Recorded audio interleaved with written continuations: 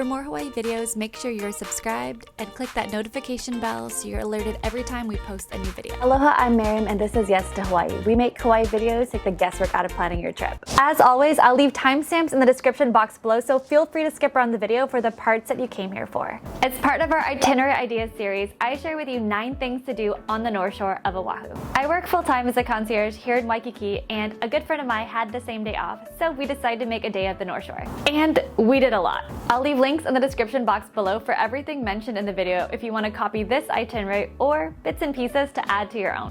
In this itinerary, I'm including a couple activities, a few places to eat, and a few different scenic points. So let's get into it. Number 1 is the shark cage tour. We left Waikiki early for this tour. We were on the 7:30, so we left Waikiki around 5:30 or 6. It is a bit of a drive. We had a super light breakfast since we knew we were swimming with sharks later. And what I mean by that is, the shark cage dives are typically a few miles offshore and it can get very choppy. Because of the ocean conditions being so choppy, it's recommended that you do eat very light. So we had some fruit, light bites, and then we headed on to the shark cage tour. We saw tons of sharks. And if you're prone to motion sickness or seasickness, I would definitely recommend doing one of the earlier tours over the later afternoon tours. And to be perfectly transparent, I did get a little seasick. But nonetheless, it was incredibly humbling to see such majestic creatures. Number 2 is breakfast. So after we finished our shark cage dive, we headed over to a cute little spot for breakfast. Now, I had gotten so seasick, I probably would have forgotten my own name. So at this point, I was super hungry. We headed to Farm to Barn Café, and I'll leave their address in the description notes below so you can check them out. It's a really nice local spot up on the North Shore, and I was so hungry that I wanted something a little bit more hearty, so I ordered a loco moco. If you haven't had a loco moco before, it's essentially a beef patty on top of rice, and there's an egg on top and it's drizzled in gravy. This one also came with a salad, so I got a little bit of healthy greens too. I'd say a loco moco is it's a really good comfort food, and since I got so seasick, I was stoked. After we finished breakfast, we still had a couple hours to kill before our next activity, so we headed up to Sunset Beach. Sunset Beach is super gorgeous, and keep in mind, a lot of it is seasonal. Sunset Beach during the winter time, meaning December, January, and February, the waves are huge. However, at the time that we went to Sunset Beach, it was a lot calmer, so we hung out on the beach and relaxed for a bit. Next, stop number 4 is the Sunrise Shack. So after we finished over at Sunset Beach, I got hungry again, so we headed right over to Sunrise Shack.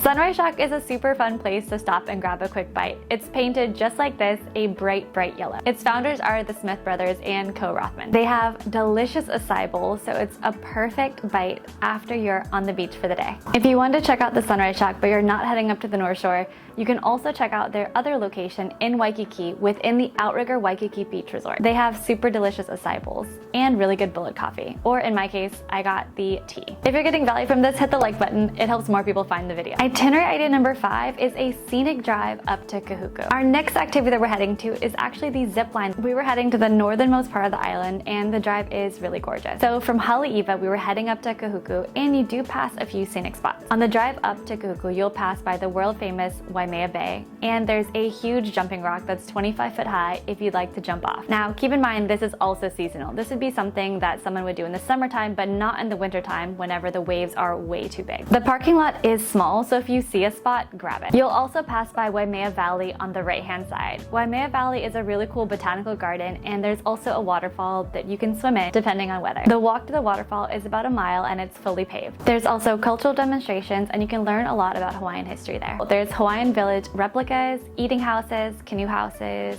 and you can learn a lot. Admission to Waimea Valley is $25, and you purchase those tickets at the ticket booth when you arrive. So if you're spending a day on the North Shore and you'd like to experience a little bit more nature for a couple hours, this botanical garden is one of the most beautiful here on the island. Stop number 6 is to have a mocktail at Turtle Bay Resort. Turtle Bay Resort is very close to the zipline place that we were heading to later in the afternoon, and we were still a little bit early. Yes, early, even though we did everything that we had just mentioned here in the itinerary. Yes, we were still early. So we headed into Turtle Bay Resort. Turtle Bay Resort has a poolside bar and restaurant called Sunset. They have mocktails, cocktails, and of course, light bites. We were pretty exhausted from having to get up so early for the shark cage dive earlier that morning, so we stopped in at Sunset, grabbed a mocktail, and just lounged for a bit. And finally, it was around 12:30 p.m. If you've been following this itinerary, you'll see that we did a lot in a very short amount of time. Which brings me to stop number 7, and that is ziplining up on the North Shore. We checked in at Climbworks for the zipline, and it was so much fun. It's 3 hours with about 8 zip lines. There's suspension bridges, there's rappelling, and all the zip lines are dual line zip. This means that you zip side by side as opposed to one at a time. So instead of one person going and then the next person going, 2 people are zipping at the time. This is great if you're zipping with somebody else because then you can take photos, you can race, and it's super fun. We were on the 120 zipline tour and finished around 4 o'clock or so. A few tips: wear sunscreen. You're outdoors the entire time, but there isn't really any shade, so I would definitely recommend layering on that sunscreen before you do the zipline. And you will sweat. You are outside again the entire time in the sun, ziplining, you're going up these different suspension bridges, going up staircases to get to the different platforms. I mention this because I've seen some people do combos where they'll do the zip line in the morning followed by the Polynesian Cultural Center in the afternoon. I would probably only do that if I was already staying on the North Shore, because to go up to the North Shore for the zip line, sweat a lot during the zip line tour, and then go right into the Polynesian Cultural Center for dinner while you're still sweaty. I mean, that's just not for me. But if that is something you want to do, it would probably work best if you're already staying on the North Shore. That way you can head into your hotel to shower and freshen up. Or of course, in a pinch, there's also beach showers. And that leads us to stop number 8 on our North Shore itinerary, and that is dinner at Giovanni's. Giovanni's is a famous shrimp truck up on the North Shore, and when you exit from the zipline course, it is on the left. So you go out of the zipline course and you go about 0.6 miles to your left, which is about 1 kilometer, and it'll be on your right-hand side. Giovanni's is at a food truck parking lot with a few other vendors. They're known for their garlic shrimp, and it is 10 out of 10. They are cash only, so make sure you do bring cash if you want to grab a bite there. At the time of this filming, a plate runs about $16, and soda maybe about a couple bucks. And lastly, itinerary idea number 9 is a Eastern Coast drive back to Waikiki. Rather than going back to Haleiwa and then going through the center of the island, instead we went around the east coast of the island via the H3 and we headed back into Waikiki. I've driven that road many times, and the East Coast Drive is really, really pretty. You've got the ocean on your left the entire time, and when you cut on the H3, you're gonna go